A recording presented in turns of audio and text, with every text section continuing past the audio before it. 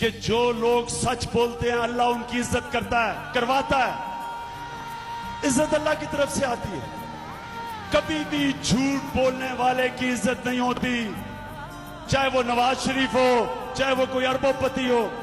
جو انسان جھوٹ بولتا ہے انسان اس کی عزت نہیں کرتے۔ تو پاکستانیوں، ہم نے عظیم قوم بننا ہے۔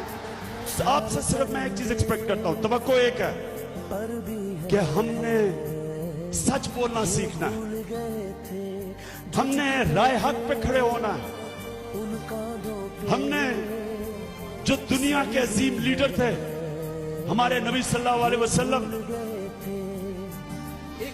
نبوت سے پہلے بھی لوگ ان کو صادق اور امین کہتے تھے۔